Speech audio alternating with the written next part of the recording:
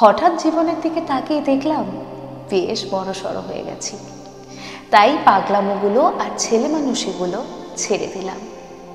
এখন আর কান্নাই আমাকে মানায় না, এটাও বুঝতে পারলাম খুব ভালো করে। তাই কেউ ভুল বুঝলে অনর্গল কথা বলে তার ভুল ভাঙাতে এখন আর ইচ্ছে করে না। নিজের ভেতর কষ্টের পাহাড় জমে গেলেও কাউকে কিছু জানাতেই ইচ্ছে করে না। এখন আর কারোর সঙ্গ পেতে অনাথ শিশুটির মতো কারোর ধারে গিয়ে দাঁড়িয়ে থাকি না। সময় মানুষকে বদলে দেয়, আঘাত মানুষকে পরিবর্তন করে। তাই এখন আর মানুষের কাছে কোনো প্রত্যাশাই রাখি না। নিজেকে নিয়ে এই তো বেশ আছি।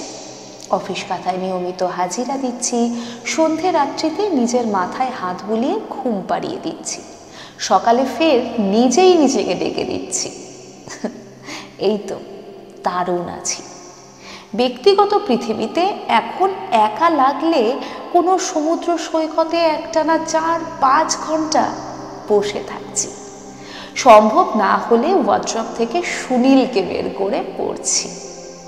এখন আর মানুষের দেওয়া কষ্ট আমাকে ভাঙতে পারে না, কারণ হতে পারে মানুষের উপর প্রত্যাশা নেই আমার। তাই মানুষ বড় অকৃতজ্ঞ প্রাণী। তাকে যেভাবেই পোষা হোক না কেন, স্বার্থের জন্য সে যে কোনো সময় কামড়ে দিতে পারে। পত্রিকায় প্রায়ই উঠে আসে অদ্ভুত সব প্রাণী পোষ মেনে তার মালিকের কাছে থেকে গেছে।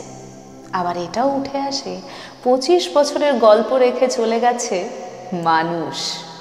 আমি কোন মানুষকে বিশ্বাস করব একটু বলুন তো? আমি আমার জীবনের দুঃসময়গুলো এভাবেই কাটিয়েছি। যখন কেউ মোটিভেট করতে আসতো তখন বস্তা পচা বক্তব্য মনে হতো কেবল। কখনো বা আমাকে বলতে এসে কথার দোকান খুলে বসতো সে নিজেই। আমি মাথা নিচু করে কেবল শুনেই যেতাম। কেউ কেউ অসহায়ত্বের মজা নিয়েছে।